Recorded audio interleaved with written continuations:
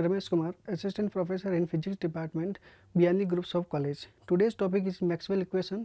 तो Maxwell equation को हम यहाँ पर हम डेराइव करेंगे कि मैक्सवेल ने क्या काम किया था। तो मैक्सवेल के इक्वेशन को हम फर्स्ट इक्वेशन को हम डेराइव करने के लिए हम गाउस लॉ के बारे में समझते हैं। तो गाउस लॉ क्या कहता है कि गाउस लॉ के अकॉर्डिंग क्या है कि किसी एक वॉल्यूम है, एक क्लोज वॉल्यूम, इस क्लोज वॉल्यूम से में अंदर एक कोई चार्ज डेंसिटी है या कोई चार्ज है, तो उस चार्ज की वजह से हमेशा क्या निकलेंगे, फ्लक्स निकलेंगे और वो फ्लक्स हमेशा बाहर की तरफ निकलेंगे। ठीक है, जैसे पॉजिटिव चार्ज होगा तो फ्लक्स बाहर की तरफ होगा और नेगेटिव चार्ज होगा तो फ्लक्स अंदर की तरफ होगा। तो किसी एक क्लोज वॉल्यूम से या क्लोज सरफेस से जो नेट फ्लक्स होता है वो नेट फ्लक्स उस क्लोज सरफेस में जो अपने पास चार्जेस होंगे उस चार्जेस के ऊपर डिपेंड करेगा, साथ में कुछ मीडियम के ऊपर डिपेंड करेगा जिस मीडियम के से जो फ्लक्स पास आउट हो गया। तो जैसे अगर मैं एप्सिलॉन नॉट की वैल्यू लिख रखी है, यहाँ पर एप्सिलॉन नॉट लिखा हुआ है, इसका मतलब मीडियम कैसा है, वैक्यूम है। ठीक है, तो ये अपना एक गाउस लॉ होता है। हमें गाउस लॉ को डिफरेंशियल फॉर्म में फाइंड आउट करना है और डिफरेंशियल फॉर्म जो गाउस लॉ की है वही अपना मैक्सवेल इक्वेशन है। ये जो गाउस लॉ हम पढ़ रहे हैं ये इलेक्ट्रोस्टैटिक की बात कर रहे हैं, जिसके अंदर इलेक्ट्रोस्टैटिक का मीन्स ये हुआ कि जहाँ पर चार्जेस स्टैटिक पोजीशन में होते हैं, तो चार्जेस मूव नहीं करते, उस केस में एक वो चार्जेस इलेक्ट्रिक फील्ड जनरेट करते हैं। तो हम फ्लक्स को समझ लें कि फ्लक्स क्या होता है। तो फ्लक्स हमेशा क्या होता है, किसी एक सरफेस, एक डीएस सरफेस से या स्मॉल सरफेस से जो इलेक्ट्रिक लाइंस ऑफ फोर्सेस जो निकलती हैं, जो या एक क्लोज सरफेस से जो net electric lines of forces निकलती हैं उसे हम फ्लक्स कहते हैं। तो हम फ्लक्स को डिफाइन करेंगे ई डॉट डी एस का क्लोज इंटीग्रल, ठीक है, equal to q upon epsilon. ठीक है, वी नोट, हम जानते हैं कि जो चार्ज डेंसिटी होती है रो बराबर होता है डी क्यू अपॉन dv, या dv स्मॉल वॉल्यूम के अंदर जो चार्जेस हैं वो कितने हैं, dq हैं, तो ये अपना डेंसिटी हो गई। ठीक है, तो यहाँ से हम q बराबर क्या निकलेगा, q बराबर इंटीग्रल ऑफ रो dv। तो इस q को हमने रिप्लेस कर दिया इंटीग्रल ऑफ रो dv से। तो ये किस में है, वैक्यूम के अंदर, क्योंकि मैंने एप्सिलॉन नॉट यूज़ कर रखा है। तो यहाँ पर क्या है कि एक कहीं पर एक चार्ज का सोर्स है, q चार्ज का सोर्स है, उस q चार्ज से सोर्स से जो इलेक्ट्रिक लाइंस ऑफ फोर्सेज निकल रही हैं वो लाइंस ऑफ फोर्सेज किसी वैक्यूम में ट्रेवल कर रही हैं। तो उसके रिगार्डिंग जो अपना नेट फ्लक्स होगा उस नेट फ्लक्स को हमने इस इक्वेशन में डेराइव किया है। ठीक है, नेक्स्ट अगर उस वैक्यूम की जगह हमारे पास एक डाइलेक्ट्रिक मीडियम हो तो उस केस में हम इस इक्वेशन को किस तरह से मॉडिफाइड करेंगे, तो वह मॉडिफिकेशन इस तरह से दे रखा है। क्योंकि देखो, एक मेरे पास कोई चार्ज प्लेट है, इन चार्ज प्लेट के ऊपर इसके ऊपर पॉजिटिव चार्ज है और इसके ऊपर नेगेटिव चार्ज है। ठीक है, तो इस पॉजिटिव और नेगेटिव चार्जेस की वजह से एक अपना कोई इलेक्ट्रिक फील्ड ई बन रहा है, ये दोनों के बीच में इलेक्ट्रिक फील्ड ई बन गया। इस इलेक्ट्रिक फील्ड की वजह से इलेक्ट्रिक लाइंस ऑफ फोर्सेस बनेगी और इलेक्ट्रिक लाइंस ऑफ फोर्सेस इस मीडियम के अंदर, दोनों प्लेटों के बीच में जो स्पेस है ये मीडियम के अंदर ट्रेवल करेगी। अगर ये मीडियम के अंदर इस स्पेस के अंदर ट्रेवल करेगी और इस स्पेस के अंदर कोई भी मीडियम नहीं है, इसका मतलब हुआ वैक्यूम है, तो उस केस में इस स्पेस के अंदर, इस वैक्यूम स्पेस के अंदर जो इलेक्ट्रिक लाइंस ऑफ फोर्सेस होगी उस इक्वेशन को, उसको हम इस इक्वेशन से समझेंगे। ठीक है, अगर इस स्पेस के अंदर इस वैक्यूम की जगह हम कोई डाइलेक्ट्रिक मीडियम को रख लेते हैं, तो डाइलेक्ट्रिक मीडियम को मैंने प्लेस कर दिया, तो डाइलेक्ट्रिक मीडियम क्या होता है कि डाइलेक्ट्रिक मीडियम जैसे इलेक्ट्रिक फील्ड की प्रॉपर्टी चेंज होने पर, जैसे इलेक्ट्रिक फील्ड उसके ऊपर लगाने पर, तो उसमें पोलराइजेशन होता है। ठीक है, तो यहाँ पर अगर मैं बीच में कोई डाइलेक्ट्रिक मीडियम रख लेता हूँ तो उस केस में क्या होगा, इसमें पोलराइजेशन होगा और पोलराइजेशन होने की वजह से यहाँ पर क्या बनेगा, नेगेटिव चार्जेस प्रोड्यूस होंगे और यहाँ पॉजिटिव चार्जेस इंड्यूस होंगे। ओके, तो ड्यू टू पोलराइजेशन या due to external electric field इस मीडियम के अंदर, डाइलेक्ट्रिक मीडियम के अंदर पोलर एटम या पोलराइजेशन हो रहा है, तो इस पोलराइजेशन की वजह से यहाँ पर भी चार्जेस बन रहे हैं, तो ये पोलराइज चार्ज है। तो ये पोलराइज चार्ज की वजह से भी अपना खुद का एक इलेक्ट्रिक फील्ड बनेगा। ठीक है, तो उसे हम कहेंगे पोलराइज इलेक्ट्रिक फील्ड। तो इन चार्जेस की भी कुछ डेंसिटी होगी जिसे हम कहेंगे पोलराइज चार्ज डेंसिटी। तो अब मीडियम की प्रेजेंस में हाँ यहाँ पर दो तरह के चार्जेस होंगे, एक तो अपने पास एक्सटर्नल चार्जेस हैं जिसकी वजह से एक्सटर्नल इलेक्ट्रिक फील्ड बन रहा है, साथ में ये पोलराइज चार्जेस भी हैं जिनकी वजह से पोलराइज फील्ड बन रहा है। तो हम यहाँ पर कि रो को दो तरह से रिप्लेस दो पार्ट में डिवाइड कर सकते हैं। तो एक तो अपने पास फ्री चार्जेस की वजह से हो रहा है, एक पोलराइज चार्जेस की वजह से हो रहा है, तो हम इसको रो एफ कर सकते हैं। ठीक है, तो ये फ्री चार्जेस की वजह से भी अपना क्या बन रहा है, फ्री चार्जेस की वजह से भी एक इलेक्ट्रिक फील्ड बन रहा है, साथ में पोलराइज चार्जेस भी बन रहे हैं यहाँ पर। ठीक है, तो इस इक्वेशन को हम इस तरह से मॉडिफाइड कर देंगे। ओके, तो टोटल चार्जेस कौन से होंगे, free charges plus polarise charges, और उन चार्जेस की वजह से अपना क्या बन रहा है, फ्लक्स बन रहा है। तो उसी फ्लक्स को हम इस इक्वेशन के अकॉर्डिंग समझ पा रहे हैं, ठीक है। तो हम क्या कर रहे हैं यहाँ पर, देखो जैसे यहाँ पर एप्सिलॉन नॉट लिखा था, अब मैंने कर दिया एप्सिलॉन, क्योंकि हम वैक्यूम की जगह हम यहाँ पर मीडियम यूज कर रहे हैं। तो जो एक डाइलेक्ट्रिक मीडियम है यहाँ पर, उस डाइलेक्ट्रिक मीडियम की जो परमिटिविटी है उसे हम एप्सिलॉन से डिनोट कर रहे हैं, ओके। नेक्स्ट, इस एप्सिलॉन को इधर की तरफ मल्टीप्लाई करने पर ये इक्वेशन इस तरह से मॉडिफाइड होगी।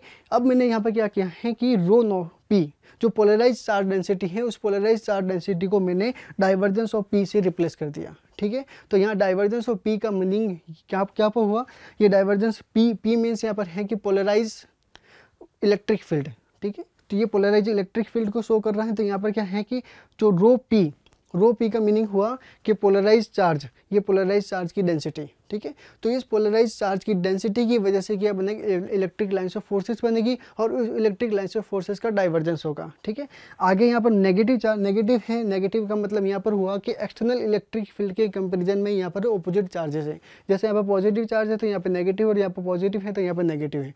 तो एक्सटर्नल इलेक्ट्रिक जो फ्री चार्जेस हैं उनके ऑपोजिट पोलरिटी के चार्जेस को यहाँ पर इंड्यूस हो रहे हैं, इस वजह से यहाँ पर नेगेटिव का साइन आ रहा है। इसलिए अब यहाँ पर हमने क्या कर दिया, पोलराइज चार्ज डेंसिटी को रिप्लेस कर दिया माइनस डाइवर्जेंस ऑफ पी से, ठीक है। तो लेफ्ट हैंड साइड के अंदर क्या है, सरफेस इंटीग्रल है, और राइट हैंड साइड में है क्या, वॉल्यूम इंटीग्रल है। तो हम क्या करेंगे, दोनों तरफ के इंटीग्रेशन को बराबर करने पर ही यहाँ पे इंटीग्रेशन को हटा सकते हैं। तो इसके लिए हम क्या कर रहे हैं, गाउस डाइवर्जेंस थ्योरम का यूज़ करेंगे। तो गाउस डाइवर्जेंस थ्योरम का ये काम होता है कि वो सरफेस इंटीग्रल को वॉल्यूम इंटीग्रल में और वॉल्यूम इंटीग्रल को सरफेस इंटीग्रल में चेंज कर सकता है।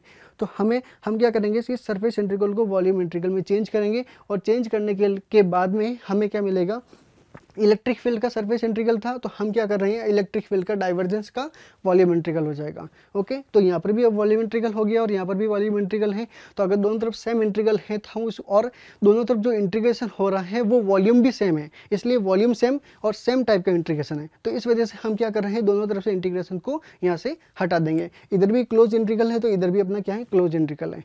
तो इस वजह से दोनों तरफ से मैंने इंटीग्रेशन को रिमूव करने के बाद में हमें क्या मिला, epsilon del dot E equal to rho minus divergence P, ठीक है। तो यहाँ से मीन्स डाइवर्जेंस पी को इधर की तरफ ट्रांसफर करने के बाद में मैंने डाइवर्जेंस को कॉमन ले लिया, और कॉमन लेने के बाद में जो ब्रैकेट में क्वांटिटी बनी एप्सिलॉन ई प्लस पी। तो एप्सिलॉन ई प्लस पी को मैंने एक नया नाम दे दिया displacement vector.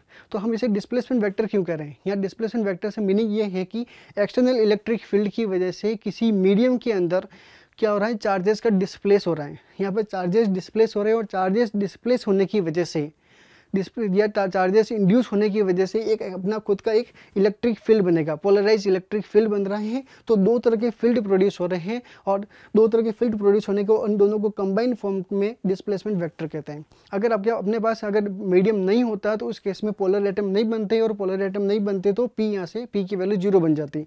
Polarise electric field नहीं बनता तो पी की वैल्यू 0 बन जाती है, और एप्सिलॉन की जगह अपने पास आ जाता है एप्सिलॉन नॉट आ जाता है, ठीक है।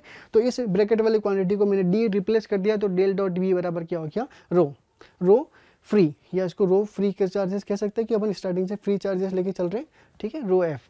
तो अपने डेल डॉट डी बराबर रो एफ, इसका मतलब क्या हुआ, फ्री चार्जेस की वजह से जो आउटर इलेक्ट्रिक फील्ड के जो फ्री चार्जेस हैं उनकी वजह से, एक जो आउटर इलेक्ट्रिक फील्ड की वजह से जो फ्री चार्जेस बने उनकी वजह से क्या बन रहा है, डिस्प्लेसमेंट वेक्टर का डाइवर्जेंस इसके बराबर होगा, ठीक है। जितने अगर फ्री चार्जेस पॉजिटिव चार्जेस हैं तो उसका डाइवर्जेंस भी पॉजिटिव आ रहा है।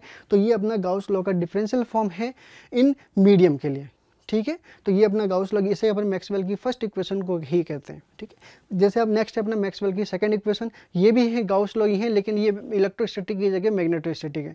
तो इलेक्ट्रोस्टैटिक और मैग्नेटोस्टैटिक में डिफरेंस क्या है, तो इलेक्ट्रोस्टैटिक तो क्या होता है कि एक जो स्टेशनरी चार्जेस होते हैं उन स्टेशनरी चार्जेस की वजह से एक इलेक्ट्रिक फील्ड जनरेट होता है, और मैग्नेटोस्टैटिक का मतलब होता है कि स्टडी चार्जेस की, स्टडी करंट की वजह से।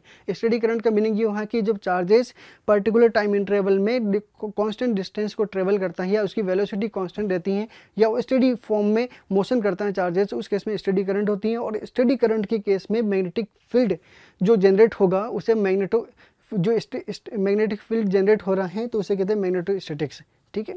तो मैग्नेटोस्टैटिक्स का क्या मीनिंग हुआ, यहाँ पर मैंने लिख रखा है flux of the magnetic induction across any close surface is always zero. तो इसका मतलब ये हुआ कि किसी भी क्लोज सरफेस के अक्रॉस अगर कोई भी मैग्नेटिक लाइन्स ऑफ फोर्सेस पास होती हैं तो उसका जो इंटीग्रेशन होता है या सरफेस इंटीग्रल होता है वो ऑलवेज जीरो होता है। इसका मीनिंग ये भी हो गया है कि जो मैग्नेटिक लाइन्स ऑफ फोर्सेस होती हैं वो क्लोज लूप बनाती हैं। जैसा आप जानते हैं कि नॉर्थ और एक जगह बार मैग्नेट को हम यूज़ करते हैं तो बार मैग्नेट में एन और एक एस दो पोल होते हैं।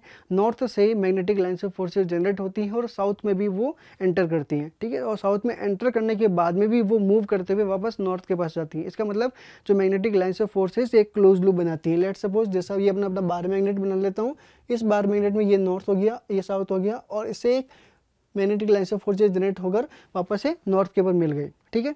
इस लाइन्स ऑफ फोर्सेस में देखिए इसके बीच में कोई भी मैं एक सरफेस रख लेता हूँ, ये सरफेस हो गया अपने पास।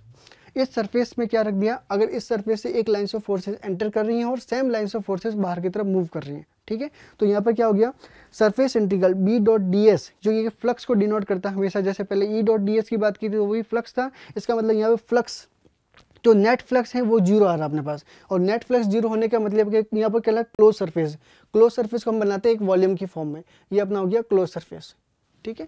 तो इस क्लोज सरफेस में हम क्या कर रहे हैं कि इस पीछे वाले फेस से तो एक लाइन्स ऑफ फोर्सेस एंटर कर रही हैं और सेम इसके आगे वाले फेस से सेम लाइन्स ऑफ फोर्सेस बाहर निकल रही हैं। तो इसमें नेट लाइन्स ऑफ फोर्सेस कितनी होगी, जीरो हो गई। इसमें कोई भी लाइन्स ऑफ फोर्सेस रिमेन नहीं रहेगी। तो जितनी एंटर कर रही है उतनी की उतनी एग्जिट हो रही है। तो इसका मतलब नेट लाइन्स ऑफ फोर्सेस की वैल्यू क्या होगी, जीरो।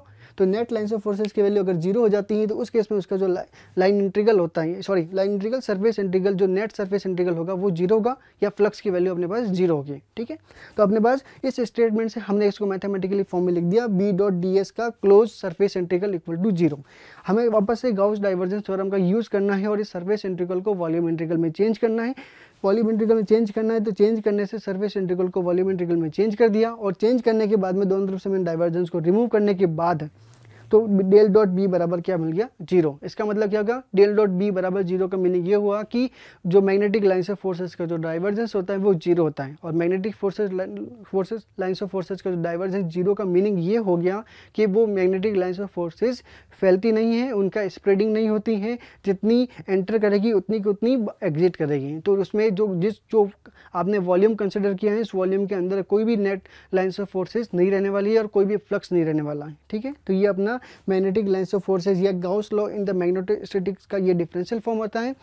आगे ये अपने अभी तक हमने मैक्सवेल के दो इक्वेशन को डेराइव किया और इसके बाद में मैक्सवेल ने अपने चार इक्वेशन दिए थे, लेकिन हमने अभी तक दो इक्वेशन को पढ़ लिया है। तो थर्ड इक्वेशन और फोर्थ इक्वेशन होता है अपना फैराडे लॉ और फोर्थ इक्वेशन होता है एम्पियर सर्कुलर लॉ का डिफरेंशियल फॉर्म। तो इन दोनों इक्वेशन को हम आगे नेक्स्ट लेक्चर में पढ़ेंगे।